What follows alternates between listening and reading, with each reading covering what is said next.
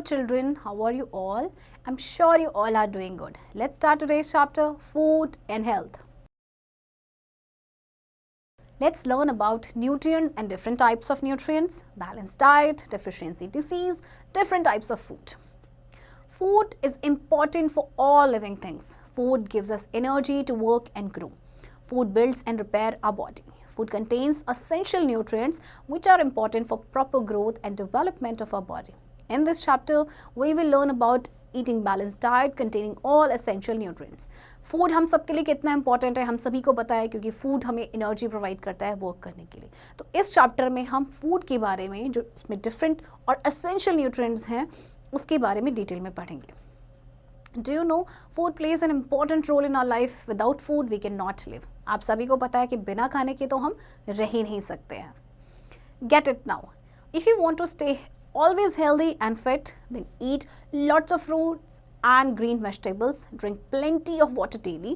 Go out to play, walk, run, swim or exercise. अगर आप चाहते हैं कि आप हमेशा healthy और fit रहें तो ज़्यादा से ज़्यादा fruits और green vegetables खाएं, बहुत सारा पानी पिएं और एक्सरसाइज करें, स्विम करें, रनिंग करें और बाहर खेलने के लिए जाएं.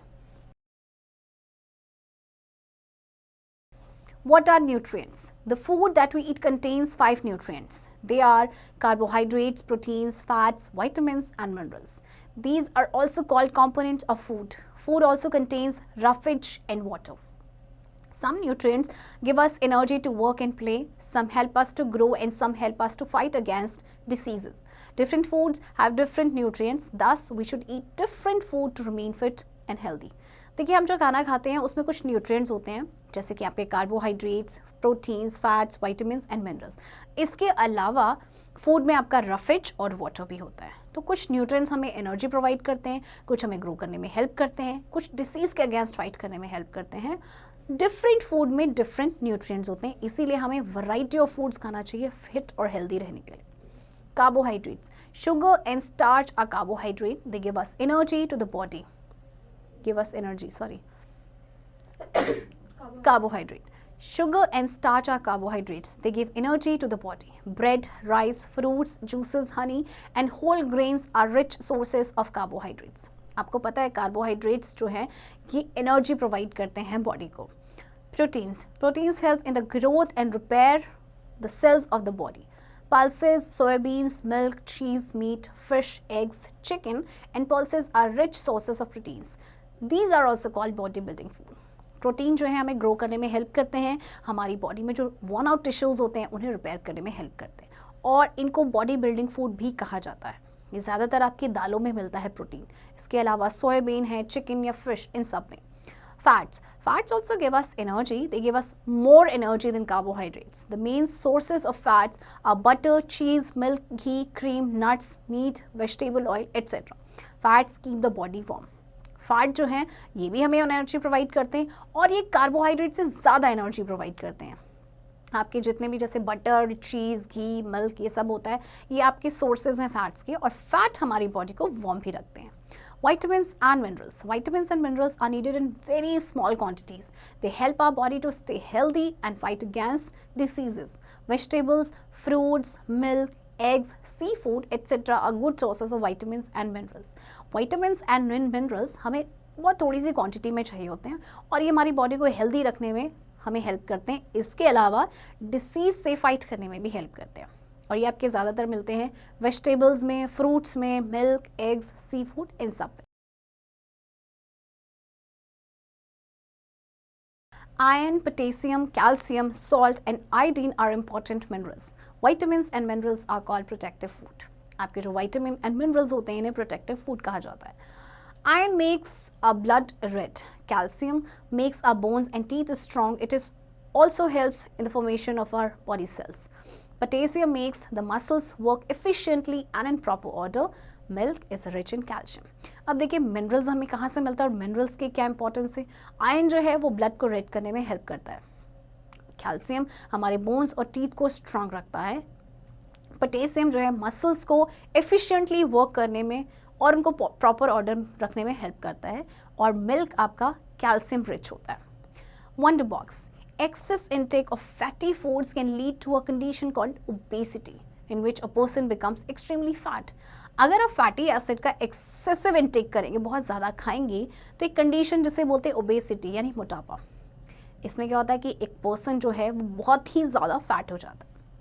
Vitamins can be obtained from fresh fruits and vegetables. देखिए आपको एक टेबल दी गई है, इसमें आपको नेम ऑफ विटामिन दिया गया है, फूड और उसका फंक्शन क्या है। सबसे पहले विटामिन ए, ये आपको मिलता है एग, मिल्क, कैरेट, फिश और इसका फंक्शन है growth of skin and improves eyesight. Vitamin B, vegetables, milk, grapes, cereals, etc. helps in function of heart and nerves system. Vitamin A जो है आपको हेल्प करता है आईसाइट को इम्प्रूव करने में और स्किन को ग्लो करने में। इसके अलावा जो आपका विटामिन बी है ये हार्ट की फंक्शनिंग में हेल्प करता है और नर्वस सिस्टम की फंक्शनिंग में हेल्प करता है। विटामिन सी, आंवला, orange, lime, citrus fruits necessary for strong teeth and bones. आपका विटामिन जितने भी खट्टे फ्रूट्स होते हैं उनमें होता है विटामिन सी और ये टीथ और बोन्स को स्ट्रॉन्ग करने में हेल्प करता है। Vitamin D, green leafy vegetables, sunlight helps in clotting of blood. Vitamin D आपको मिलता है सनलाइट से और इसके अलावा ग्रीन लीफी वेजिटेबल्स से और इसका फंक्शन होता है ब्लड को क्लॉट करने में हेल्प करना। Roughage and water. Roughage and water are not nutrients, but it is important to include them in our diet to stay healthy. Roughage are the fibers which make our digestion smooth and easy. It helps our body to send out waste through our digestive system. Roughage is found in raw fruits and vegetables. Ladyfinger, pumpkin, orange, sweet lemon contains roughage. The covering of cereals and pulses contain extra roughage. Water helps our body to digest food, absorb nutrients and send out waste. Thus, we should drink sufficient quantity of water every day to stay healthy. देखिए roughage और water आपके nutrients तो नहीं है, but इनको अपनी diet में include करना बहुत ज़रूरी है हेल्दी रहने के लिए। अब रफेज जो है आपके फाइबर्स होते हैं जो हमारे डाइजेशन को स्मूथ और इजी करते हैं और इसके अलावा ये जो वेस्ट प्रोडक्ट है उसको बॉडी से बाहर निकालने में भी हेल्प करते हैं। रफेज आपके रॉ फ्रूट्स और वेजिटेबल्स में पाए जाते हैं और जो कवरिंग्स होती हैं जैसे सीरियल्स या पल्सेस की उनमें एक्स्ट्रा रफेज होता है। वाटर हमारी बॉडी को हेल्प करता है खाने को डाइजेस्ट करने में, इसके अलावा न्यूट्रिएंट एब्जॉर्ब करने में और वेस्ट को बाहर निकालने में। इसीलिए हमें रोज़ाना सफिशिएंट क्वांटिटी ऑफ वाटर पीना चाहिए। Advice, we should take roughage in the form of salad. आपको जो रफेज है वो सैलेड की फॉर्म में लेना चाहिए। आपके जैसे सैलेड है ना, रेडिश, कैरेट, अनियन, इन सब में रफेज होता है।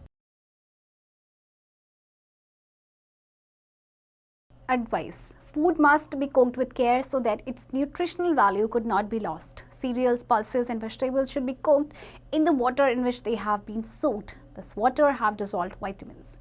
जब आप खाने को पका रहे हो तो बहुत ध्यान रखना चाहिए कि उसकी जो न्यूट्रिशनल वैल्यू है वो कम ना हो जाए। और इसी तरह से जैसे हम कुछ दालों को भिगोते हैं, कुछ सीरियल्स को जैसे भिगोते हैं पानी में, तो उस पानी को यूज़ करना चाहिए क्योंकि उस पानी में काफ़ी सारे विटामिन्स डिसॉल्व होते हैं।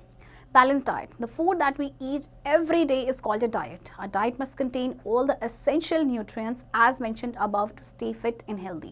Thus, a diet that contains carbohydrates, fats, proteins, vitamins and minerals in the sufficient amount is called a balanced diet. देखिए जो रोज़ाना हम खाना खाते हैं उसे हम कहते हैं डाइट, और जो बैलेंस डाइट का मतलब होता है एक ऐसी डाइट जिसमें सारे ही न्यूट्रिएंट्स अप्रोप्रिएट अमाउंट में हो, उसे हम बैलेंस डाइट कहते हैं। Diseases. A disease is an abnormal condition in which the body is not able to work properly. We feel restless and lose appetite. Some diseases make us sick when our body stops working at its normal rate. Diseases that are caused due to lack of particular nutrients in the diet are called deficiency diseases. There are two types of diseases: communicable diseases and non-communicable disease. देखिए disease एक बहुत ही abnormal condition होती है जिसमें हमारी body जो है properly work नहीं कर पाती, हम रेस्टलेस हो जाते हैं, हमें भूख नहीं लगती है। और कई बार क्या होता है कि हमारी बॉडी, हम बीमार होते हैं और क्या होता है कि हमारी जो बॉडी वो नॉर्मल रेट पे काम नहीं करती है। तो आपकी जो डिसीज़ होती हैं जो किसी पर्टिकुलर न्यूट्रिएंट की वजह से होती है उन्हें हम कहते हैं डेफिशिएंसी डिसीज़। तो अभी आपकी दो तरह की डिसीज़ हैं, communicable and non communicable. Communicable diseases that spread from one person to another are called communicable disease. These diseases are caused by microorganisms called germs. They can be seen only under powerful microscope. They are present everywhere in the air, in water, in soil, in food, and also inside the bodies of animals. Germs enter the body of a person through the nose or mouth or with food and water. They can also enter the body through cuts in the skin. The main type of germs are bacteria, protozoa, fungi and virus. देखिए, जो disease एक इंसान से दूसरे इंसान में फैलती है उसे हम कहते हैं कम्युनिकेबल डिसीजेस, और ये फैलती है जर्म्स की वजह से।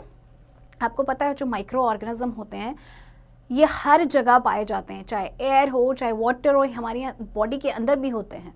तो जब ये जर्म्स जो हैं किसी पर्सन की बॉडी में एंटर करते हैं नोज़ या माउथ के थ्रू या पानी के साथ या वाटर के साथ, तो ये क्या करते हैं, इसके अलावा ये हमारी बॉडी में कई कट्स होता है ना, उनके थ्रू भी एंटर करते हैं। Bacteria cause diseases like plaque, tuberculosis, typhoid, pneumonia and meningitis. Bacteria are found in soil, water, inside plants, animals and humans. Protozoa cause diseases like malaria and amoebic dysentery. देखिए, bacteria आपके हर जगह पाए जाते हैं और इनसे होने वाली काफ़ी सारी बीमारियां हैं। इसी तरह से प्रोटोजोआ से भी बीमारी होती है, जैसे कि मलेरिया या फिर dysentery. Fungi can cause disease like ringworm. Viruses cause diseases like common cold, polio, chickenpox and measles. इसी तरह से फंगी से होने वाली बीमारियां हैं जैसे कि रिंगवर्म, इसी तरह से वायरसेस आपको पता ही हैं, उनसे काफ़ी सारी बीमारियां हो जाती हैं। Wonder box. When a part of the body like liver or kidney does not work properly, it is called malfunctioning of the body organs. जब आपकी बॉडी पार्ट जैसे कि किडनी या फिर आपका लिवर ये प्रॉपरली वर्क नहीं करते तो इसे कहते हैं malfunctioning of the body organs. Spread of communicable disease. अब कम्युनिकेबल डिसीज फैलती कैसे हैं? Through air.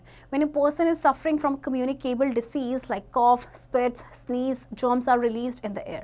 When a healthy person breathes this air, he also falls sick. Common cold, viral fever spread in this way. सबसे पहले air के through अगर कोई person जिसको कोई कम्युनिकेबल डिसीज़ है, वो जैसे खांस रहा है या वो स्नीज करता है, ठीक है, या स्पिट करता है, तो ये जो जर्म्स होते हैं वो रिलीज हो जाते हैं एयर में, और कोई हेल्दी पर्सन इस एयर में ब्रीथ करेगा तो उससे भी बीमारी हो जाएगी, जैसे कि आपका कॉमन कोल्ड या वायरल फीवर इसी तरह से स्प्रेड होता है through infected food and water. Food expose to dirt, dust, insects and germs get infected and is unsafe to eat. Eating dirty food and drinking dirty water can cause diarrhea, typhoid and cholera. Flies and cockroaches carry germs from sewers and infect the food and water. When we eat or drink this infected food or water, we fall sick. देखिए, infected food या water है, जैसे अगर खाना आपका खुला है, उसमें डर्ट है, डस्ट या इंसेक्ट एंटर कर सकते हैं और उसके बाद उस खाने को इन्फेक्ट करेंगे और हम उस खाने को अगर खा लेंगे तो उसके बाद हमें बीमारी लग जाएगी। सेम अगर हम गंदा पानी पिएंगे तो उससे भी क्या होगा, हमें काफ़ी सारी बीमारियां लग सकती हैं। Through direct contact, diseases like ringworm, measles, chickenpox etcetera are caused by coming into direct contact with the patient. Direct contact not only means contact with the patient but also with the things he uses like towel, soap, handkerchief, clothes, utensils, etc. अगर हम किसी person के contact में आते हैं, जैसे किसी को रिंग वर्म है या मीजल्स हैं और उसकी चीज़ें हम यूज़ करते हैं, या तो हम उसके डायरेक्ट कांटेक्ट में आते हैं या फिर जो चीज़ें उसने यूज़ की है जैसे हैंकरचीफ या तो इससे भी वो डिसीज़ फैलने के चांसेस होते हैं। Through insect, diseases such as malaria, yellow fever, plague and dengue are caused by insect. Insects suck the blood from the body of a sick person, thus in sucking the blood, germs enter the insect body. So when this insect bite a healthy person, these germs are transferred into the blood of a healthy person. Thus the healthy person too gets ill. Insects like mosquitoes, fleas, bugs, ants and flies are responsible for these diseases. Malaria is caused by a protozoa which is carried by the female Anopheles mosquito. अब insect के through जैसे कि कुछ बीमारियां जैसे कि malaria है या येलो फीवर, ये कैसे फैलती हैं? इंसेक्ट के थ्रू। इंसेक्ट क्या करते हैं, ये कोई सिक पर्सन है, उसका ब्लड उन्होंने सक किया और उसके बाद उसने एक हेल्दी पर्सन को बाइट किया, सेम मस्कीटो ने या सेम इंसेक्ट ने, तो क्या होगा कि जब उसने अनहेल्दी पर्सन को बाइट किया था, उसकी बॉडी से ब्लड सक किया था, अब वो दूसरे हेल्दी पर्सन को की बॉडी से ब्लड सक कर रहा है, तो वो जर्म्स उसमें ट्रांसफ़र हो जाते हैं और इस तरह से जो बीमारियां हैं वो ट्रांसफ़र हो जाती हैं। मलेरिया आपका होता है प्रोटोजोआ की वजह से, और प्रोटोजोआ को कौन कैरी करता है? एक फीमेल मस्कीटो होता है जिसका नाम है एनाफिलीज, इससे ये बीमारी होती है। Do you know only the female mosquito sucks human blood? Male mosquitoes suck up only juice of plants and water. Wow, this is so interesting. सिर्फ फीमेल मस्कीटो ह्यूमन ब्लड को सक करते हैं, जबकि जो मेल मस्कीटोज होते हैं वो प्लांट के जूस और वाटर को ही सक करते हैं। Non-communicable disease. These diseases do not spread from one person to another. These are also called deficiency disease. अब non-communicable diseases वो होती हैं जो एक पर्सन से दूसरे में नहीं फैलेंगी, इन्हें हम कहते हैं deficiency disease. अब आपको एक टेबल दी गई है, आपको पहले दिया गया है deficiency disease और किसकी वजह से हुआ है और sources क्या हैं उस deficient nutrient के. तो सबसे पहले है आपका deficiency disease, night blindness. Person cannot see clearly in dim light or at night. और किसकी वजह से है? Vitamin A, eggs, fish, carrot, papaya. Night blindness में क्या होता है कि वो डिम लाइट या नाइट में देख नहीं पाते हैं और ये किसकी कमी से होता है? Vitamin A. और विटामिन ए के सोर्सेज हैं आपके egg, fish, carrot and papaya. Berry affects the nervous system, causes loss of appetite. Vitamin B, peas, meat, cereals, unpolished rice. Berry जो है हमारे नर्वस सिस्टम को अफेक्ट करती है और ये विटामिन बी की कमी से होता है. और विटामिन बी जो है आपको इन सब चीज़ों में मिलता है. अनपॉलिश्ड राइस मतलब जिस राइस में पॉलिश्ड नहीं होता. Scurvy, swelling and bleeding. Vitamin C, oranges, sprouts, lemon, broccoli, strawberries. Vitamin C की कमी से हो जाता है स्कर्वी, जिसमें जो गम्स हैं वो स्वेल हो जाते हैं और ब्लीडिंग उसमें से होती है. Rickets, weak bones. Vitamin D, milk, egg, fish, sunlight. Vitamin D की कमी से होती है रिकेट्स और रिकेट्स में क्या होता है कि जो बोन्स होते हैं वो वीक हो जाते हैं. Anemia, less iron in the blood makes one look pale and tired. Iron, meat, apple, spinach, dates, raisins, bajra, guava, banana. Iron की कमी से हो जाता है अनीमिया. इसमें क्या होता है कि ब्लड में आयरन कम होता है जिसकी वजह से कोई भी पर्सन बहुत ही पेल यानी पीला सा नजर आता है और थका हुआ रहता है. Goiter, swelling of the neck, underdeveloped bones and teeth, iodine, calcium and phosphorus. Egg, fish, carrot, papaya, green vegetables, milk and its product. अब आयोडीन, कैल्शियम और फॉस्फोरस की कमी से होता है गोइटर. गोइटर क्या होता है कि जो नेक के अराउंड यहाँ पे स्वेलिंग हो जाता है, बहुत ज़्यादा मोटा हो जाता है. Bone and teeth decay, weak bones, damage to teeth, calcium, milk, leafy vegetables, oranges. Calcium की कमी से हो जाते हैं टूथ डीके और bone decay. Some non-communicable diseases are caused by harmful substances present in the environment. For example, smokes from vehicles and factories can cause diseases of the lungs and heart. अब कुछ non-communicable diseases ऐसे होती हैं जो कि harmful substances होती हैं जो हमारे environment में present होती हैं, जैसे कि धुआं. अब उस धुएं में हम सांस लेंगे तो ये क्या करेंगे? हमारे lungs और हमारे heart को affect करेंगे. Do you know germs spread through coughing, spitting or sneezing? जब आप खांसते हैं या स्पिट करते हैं या छींकते हैं तो ऐसे में जर्म्स स्प्रेड होते हैं. Prevention of disease. Communicable or infectious diseases are transmitted from an infected person, animal or reservoir to another person. There are some simple things you can do to prevent illness. Get vaccination for immunity against certain diseases like diphtheria, cholera, hepatitis B and polio, etc. Vaccinations are given to a newborn baby after some definite time intervals. Vaccines are dead or weakened bacteria or viruses, and when they are injected in the body, they produce antibodies. These antibodies provide immunity against these diseases. अब आप disease से कैसे बच सकते हैं? Communicable या जो infectious disease होती हैं ट्रांसमिट होती हैं इन्फेक्टेड पर्सन से हेल्दी पर्सन में. तो कुछ सिंपल थिंग्स हैं जिसकी वजह से आप इन इलनेस को, इन बीमारियों को प्रिवेंट कर सकते हैं. सबसे पहले वैक्सीनेशन बहुत ज़रूरी है. जैसे डिप्थेरिया, कॉलरा या हेपेटाइटिस बी, इनके लिए वैक्सीनेशन होता है. पोलियो के लिए वैक्सीनेशन होता है. जब एक बच्चा पैदा होता है तो उसे भी सर्टेन टाइम इंटरवल में वैक्सीनेशंस लगते रहते हैं. Keep yourself and your surroundings clean. Wash your hands before eating anything. Cut your nails regularly. Keep the garbage in covered containers. Use disinfectants in the house to kill the germs. If there are no germs, there would be no communicable disease. अपने आप को, अपने surrounding को साफ सुथरा रखें. कुछ भी खाने से पहले हमेशा अपने हाथ धोएं, अपने नेल्स को ट्रिम करें रेगुलरली और हमेशा गार्बेज को कवर्ड कंटेनर में रखें. अगर जर्म्स नहीं होंगे तो कम्युनिकेबल डिसीज भी नहीं होंगे.